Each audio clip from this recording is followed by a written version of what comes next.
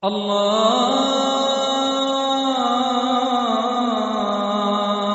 أكبر الله أكبر الله أكبر الله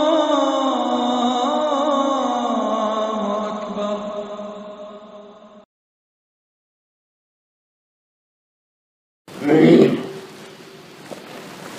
الحمد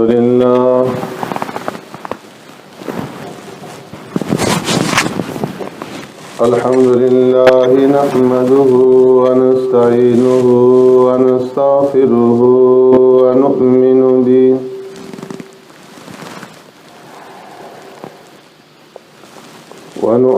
به ونتوكل عليه ونعوذ بالله من شرور أنفسنا ومن سيئات أعمالنا. من يهده الله فلا مضل له ومن يضلله فلا هادي له. ونشهد أن لا إله إلا الله وحده لا شريك له. ونشهد أن سيدنا ونبينا ومولانا محمدا عبده ورسوله أرسله الله إلى كافة للناس بشيرا ونذيرا وداعيا إلى الله بإذنه وسراجا منيرا. أما بعد فقد قال الله تبارك وتعالى في القرآن المجيد والفرقان الحميد. فأعوذ بالله من الشيطان الرجيم. بسم الله الرحمن الرحيم.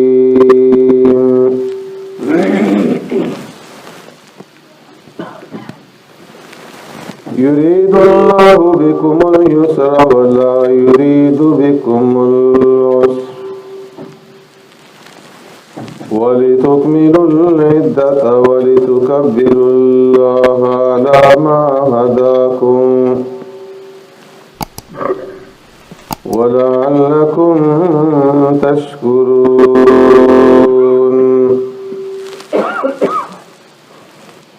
وقال النبي صلى الله عليه وسلم إن لكل قوم عيد وهذا عيدنا، أو كما قال عليه الصلاة والسلام. صدق الله مولانا العظيم وصدق رسوله النبي الكريم، ونحن على ذلك من الشاهدين والشاكرين، والحمد لله رب العالمين. يا رب صل وسلم دائما أبدا على حبيبك خير الخلق كلهم. هو الحبيب الذي ترجى شفاعته لكل هول من الأهوال مقتهم. الله أكبر الله أكبر لا إله إلا الله والله أكبر الله أكبر ولله الحمد.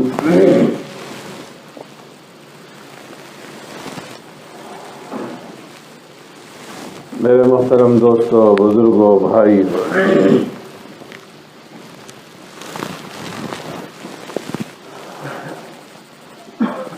अल्लाह रब्बुल इज़्ज़त का लाख लाख शुक्र, फजल, करम और एहसान है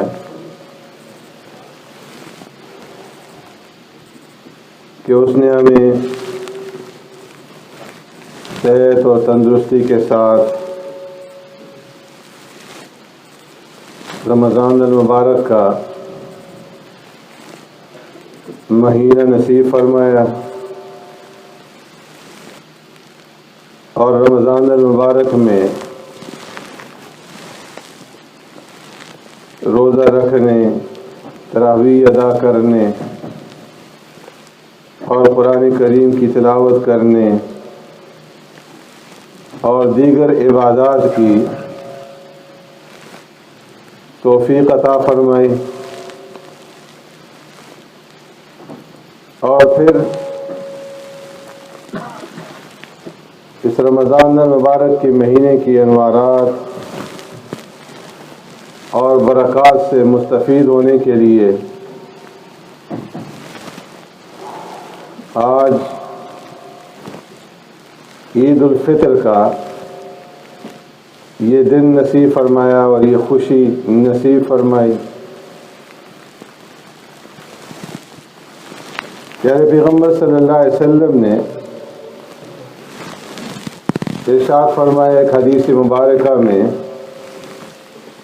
للصائم فرحتان، فرحۃ عند فطرہ و فرحۃ عند لقاء ربہ، کہ روزہ دار کے لیے دو خوشیاں ہیں۔ ایک خوشی تو روزہ دار کو افطار کے وقت حاصل ہوتی ہے، اور دوسری خوشی اس وقت حاصل ہوگی جب رب العالمین کے ساتھ ملاقات ہوگی۔ اصل خوشی یہی ہے کہ جب رب العالمین کے ساتھ ملاقات ہو، رب کا دیدار ہو، اور رب العالمین خود روزے کی جزا اور روزے کا بدلہ عطا فرمائے، جس طرح کہ رب کا وعدہ ہے، الصوم لی وانا اجزی بہ، کہ بندے کا یہ روزہ میرے لیے اور میں خود اس کا بدلہ دوں۔ تو اصل خوشی کا دن جو ہے وہ ہو، اللہ رب العزت ہر ایک مسلمان مرد اور عورت کو وہ دن نصیب فرمائے، اور اسی خوشی کی ایک جھلک اللہ تبارک و تعالی نے اس دنیا کے اندر رکھی ہے، کہ ایک تو رمضان المبارک کے مہینے میں پورے مہینے کے اندر روزہ کھولتے وقت، روزہ افطار کرتے وقت ہر ایک روزہ دار اس خوشی کو محسوس کرتا ہے کہ جب وہ روزہ افطار کرتا ہے تو اسے ایک خوشی کا احساس ہوتا ہے۔ ایک تو اس وجہ سے کہ اللہ نے اس کے ذمہ جو فریضہ عائد کیا تھا، اس نے دن بھر روزہ رکھا اور اس فریضے کو اس نے پورا کر لیا، اس کے پورا کرنے پہ خوشی، اور دوسرا دن بھر بھوکا پیاسا رہنے کے بعد جب طرح طرح کی نعمتیں اس کے سامنے آتی ہیں اور وہ اس سے اپنی بھوک اور پیاس کو مٹاتا ہے، تو فرمایا کہ اسے جو خوشی اور سرور حاصل ہوتا ہے، 11 مہینے اچھے سے اچھا کھا لے، اچھے سے اچھا پی لے، اتنی خوشی حاصل نہیں ہوگی جتنی کہ افطار کے وقت حاصل ہو۔ علماء اس کو افطار اصغر کہتے ہیں، چھوٹا افطار۔ اور پھر مہینہ گزرنے کے بعد افطار اکبر ہے عید الفطر کی صورت میں، کہ اللہ تبارک و تعالی عید کی یہ خوشیاں مسلمانوں کو عطا فرماتے ہیں کہ جنہوں نے پورے مہینے روزے رکھے اور اللہ نے جو ان کے ذمہ ڈیوٹی لگائی تھی اس کو پورا کیا، تو اس کے نتیجے میں پھر عید الفطر کی یہ خوشی نصیب ہوتی ہے۔ اور فرمایا کہ یہ جھلک ہے اس آخرت کی خوشی کی کہ جو رب سے ملاقات کے وقت حاصل ہوگی۔ اور پھر اسلام نے مسلمانوں کے لیے جو عید مقرر کی ہے وہ بھی دیگر مذاہب سے ان کے طریقہ کار سے ہٹ کر، اسلام میں سال کے اندر صرف 2 عیدیں ہیں، 2 تہوار ہیں، ایک عید الفطر ہے، ایک عید الاضحیٰ ہے۔ اس کے علاوہ کوئی اور عید نہیں ہے، کوئی اور تہوار نہیں ہے۔ دیگر مذاہب کے اندر سال میں مختلف تہوار اور مختلف عیدیں منائی جاتی ہیں۔ یہود اپنے طریقے سے تہوار مناتے ہیں، عیسائی اپنے طریقے سے تہوار مناتے ہیں اور کئی تہوار، ہندو اپنے طریقے سے ہولی اور دیوالی اور تہوار مناتے ہیں، سکھ اپنے طریقے سے۔ لیکن فرمایا کہ مسلمانوں کے یہ 2 تہوار ہیں، عید الفطر اور عید الاضحیٰ۔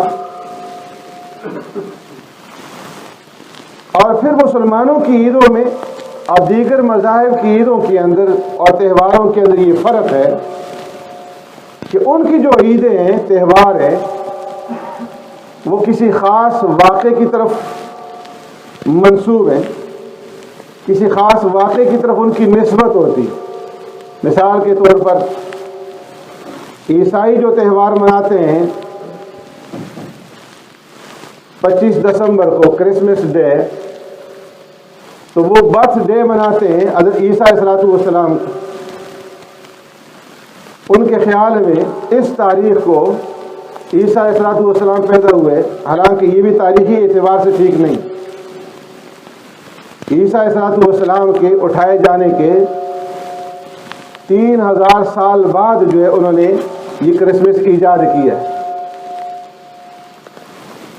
اسی طرح یہود جو ہے اس دن کی یاد میں تہوار مناتے ہیں کہ جب اللہ تبارک و تعالیٰ نے موسیٰ علیہ السلام کو اور بنی اسرائیل کو فرعون اور ان کی لشکریوں سے نجات دی، فرعون اور اس کے لشکر کو دریا میں غرق کیا، تو اس دن کی یاد میں وہ عید مناتے ہیں، تہوار مناتے ہیں۔ تو ایک خاص واقعے کی یادگار ہے۔ اسی طرح ہندو جو ہولی دیوالی مناتے ہیں وہ بھی خاص واقعے کی طرف منسوب ہیں۔ لیکن مسلمانوں کا جو تہوار ہے اور مسلمانوں کی جو عیدیں ہیں یہ کسی خاص تاریخی واقعے کی طرف منسوب نہیں۔ پیارے پیغمبر صلی اللہ علیہ وسلم مدینہ منورہ تشریف لے جاتے ہیں، دیکھا کہ وہاں مسلمان 2 دنوں میں کھیل کود کرتے ہیں، تو آپ صلی اللہ علیہ وسلم نے پوچھا کہ ما ھذان الیوم، یہ 2 دن کیا ہیں، ان کی کیا حیثیت ہے، تاریخی کیا پس منظر ہے کہ ان 2 دنوں کے اندر تم خوشی مناتے ہو، کھیل کود کرتے ہو؟ تو عرض کیا کنا نلعب فیہما فی الجاہلیہ، اے اللہ کے رسول صلی اللہ علیہ وسلم کوئی تاریخی پس منظر معلوم نہیں ہے، لیکن جاہلیت کے زمانے میں ان 2 دنوں میں ہم خوشی منایا کرتے تھے اور اسی کی یاد جو ہے اب بھی کر رہے ہیں۔ تو سرکار دو عالم صلی اللہ علیہ وسلم نے ارشاد فرمایا قد ابدلکم اللہ بما خیرا منہما یوم الاضحیٰ و یوم الفطر، کہ اب تمہیں ان 2 دنوں میں تہوار اور خوشی منانے کی ضرورت نہیں ہے، اللہ تبارک و تعالیٰ نے اس کے بدلے میں تمہیں اور بہترین 2 دن عطا فرما دیے ہیں، اور وہ عید الاضحیٰ اور عید الفطر کے دن۔ اور ان 2 دنوں میں جو مسلمان خوشی مناتے ہیں کس وجہ سے؟ کہ یہ دونوں موقع جو ہیں عظیم الشان عبادات کی تکمیل کے۔ عید الفطر اس وقت منائی جاتی ہے کہ جب رمضان المبارک کا مہینہ گزرتا ہے اور پورے مہینے مسلمان روزہ رکھتے ہیں، اللہ کی عائد کیے ہوئے فریضے کو پورا کرتے ہیں، اور اس سے فراغت کے بعد عید الفطر کا تہوار جو ہے یہ منایا جاتا ہے. اور عید الاضحیٰ بھی ایک اہم عبادت کے بعد, ایک عظیم الشان عبادت کے بعد کہ جب حج کا اہم رکن وقوف عرفات مکمل ہوتا ہے 9 ذی الحجہ کو, تو پھر اس سے اگلے دن جو ہے عید الاضحیٰ منائی جاتی ہے. اس میں اشارہ کر دیا گیا کہ مسلمانوں کی جو عیدیں ہیں اور مسلمانوں کے جو تہوار ہیں یہ کسی خاص واقعے کی طرف منسوب نہیں ہے, بلکہ مسلمان جو عید مناتے ہیں اور خوشی مناتے ہیں وہ ایک عمل کرنے کے بعد, ایک جدوجہد کرنے کے بعد خوشی منائی جاتی ہے. صرف پرانے لوگوں کی یا پرانے واقعات کی یادگار نہیں مناتے.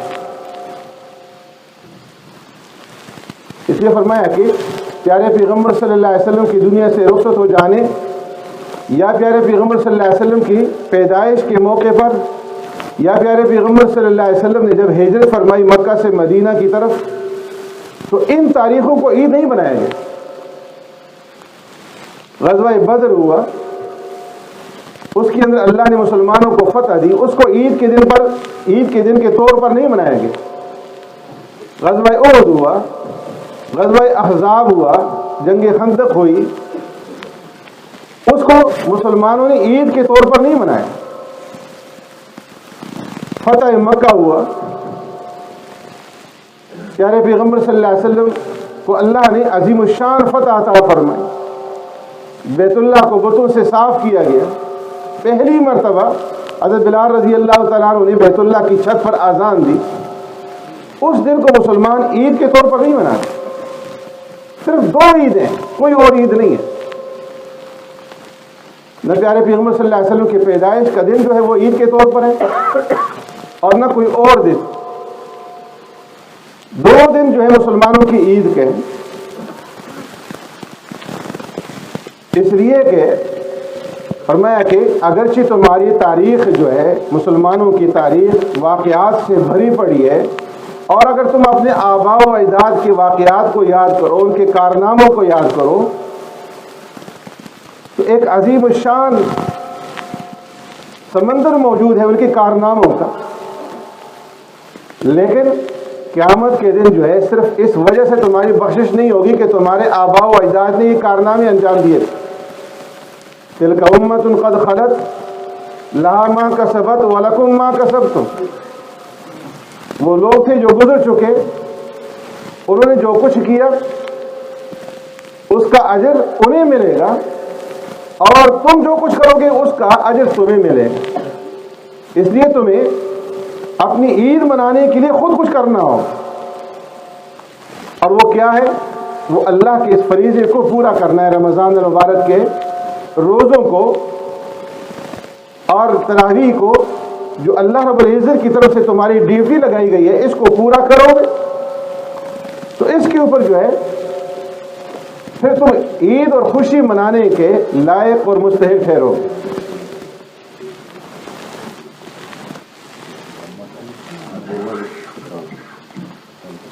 عید پہلے فطرانہ اور بعد میں جو ہے مسجد کے لیے جو ہے 3 پاؤنڈ کے حساب سے فطرانہ ادا کرتے ہیں.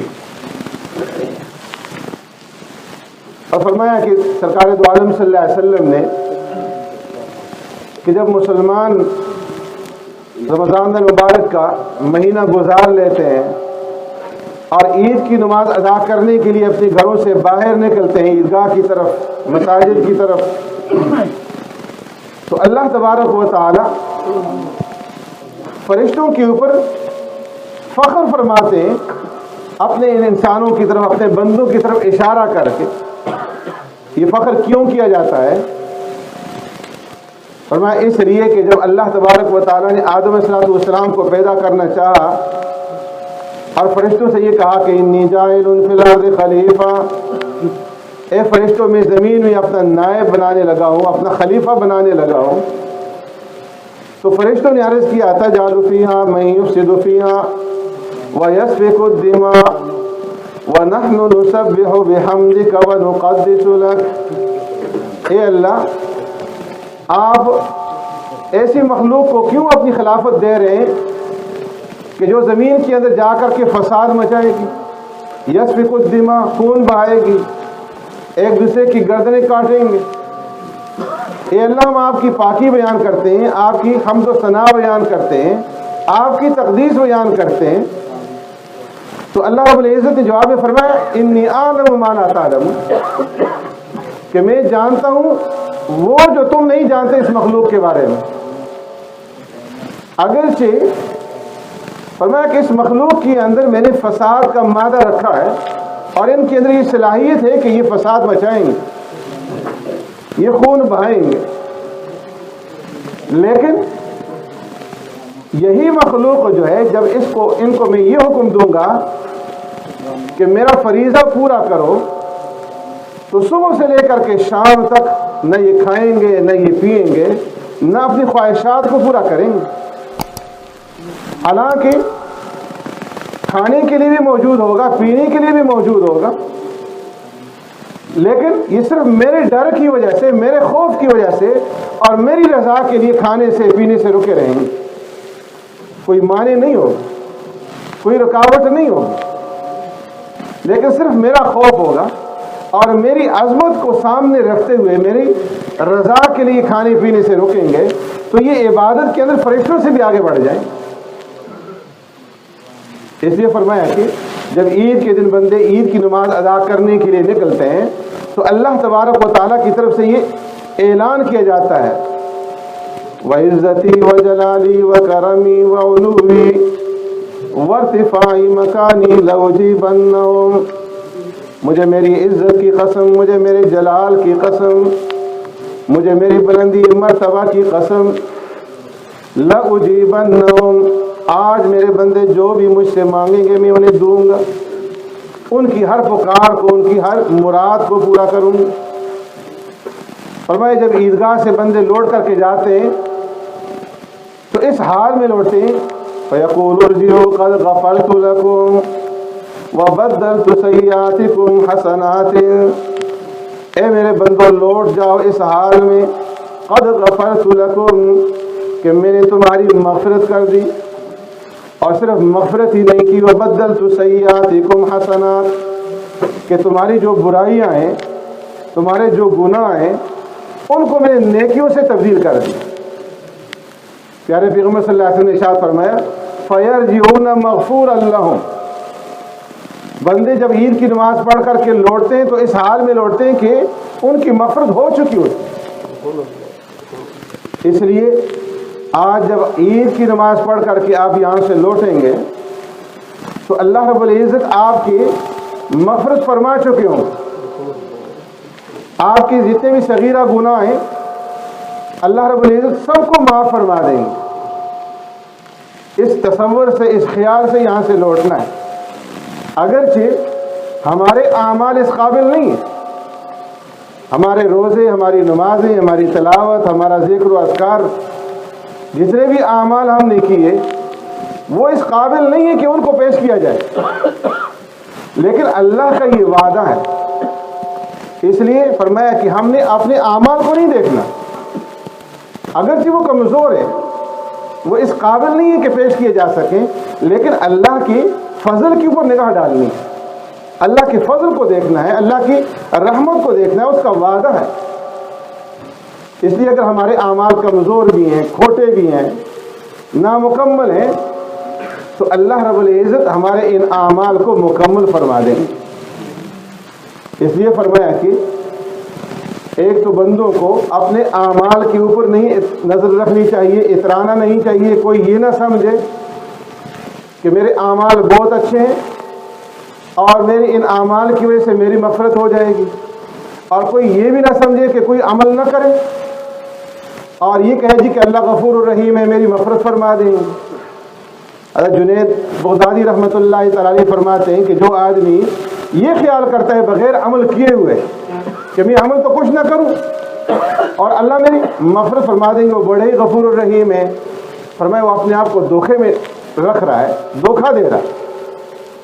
اور جو آدمی یہ خیال کرے کہ میرے اعمال تو بہت اچھے ہیں، میرے بڑے اعمال کیے، اور میرے اعمال کی وجہ سے اللہ مجھے معاف فرما دیں گے، وہ بھی اپنے آپ کو دھوکا دے رہا ہے۔ اس لیے فرمایا صحیح طریقہ یہ ہے کہ اعمال کرو، جس طرح بھی تم سے ہو سکے کرو، اور عمل کرنے کے بعد نگاہ جو ہے وہ اللہ کے فضل کے اوپر رکھو۔ کسی کو اس کا عمل نجات نہیں دلا سکتا۔ اس لیے پیارے پیغمبر صلی اللہ علیہ وسلم نے جب یہ ارشاد فرمایا لَن يُنْجِيَ أَحَدُكُمْ عَمَلُ، تمہیں تمہارے اعمال نجات نہیں دلا سکتے، تو صحابہ اکرام نے سوال کیا وَلَا أَنْتَ يَا رسول اللہ، اے اللہ کے رسول صلی اللہ علیہ وسلم، کیا آپ کو بھی آپ کا عمل نجات نہیں دلائے گا؟ آپ صلی اللہ علیہ وسلم نے ارشاد فرمایا کہ مجھے بھی میرا عمل نجات نہیں دلائے گا إِلَّا أَن يَتَغَمَّدَنِي اللَّهُ بِرَحْمَتِهِ، مگر یہ کہ اللہ مجھے اپنی رحمت سے ڈھانپ لے۔ تو کسی اور کا عمل کیا ہو سکتا ہے کہ جو اس کو نجات دلا سکے؟ لیکن اس کا یہ مطلب نہیں ہے کہ اعمال نہ کرے۔ فرمایا کہ عمل کرنا ہے جس طرح بھی ہو سکے۔ جب بندہ قدم اٹھائے گا، چاہے ٹوٹا پھوٹا ہی قدم اٹھائے، لیکن کم از کم اس نے محنت تو کی، قدم تو اٹھائے۔ اب اللہ رب العزت اس کو کامل بنا دیں گے، اور قدم کا اٹھانا، عمل کا کرنا، یہ اس بات کی دلیل ہے، اس بات کی علامت ہے کہ اللہ کی رحمت اس کی طرف متوجہ ہے، اللہ توفیق دے رہے ہیں، اسی لیے تو وہ عمل کر رہے ہیں۔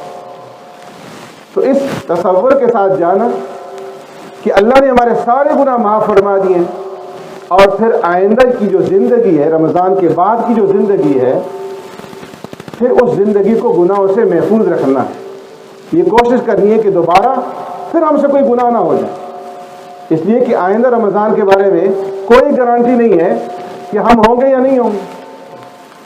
اس لیے جب آج اللہ رب العزت ہمارے گناہوں کو معاف فرما دیں تو آئندہ کے لیے اس کی حفاظت کرنی اور اپنے آپ کو گناہوں سے بچانا ہے۔ اللہ رب العزت ہمیں اس کی توفیق عطا فرمائے۔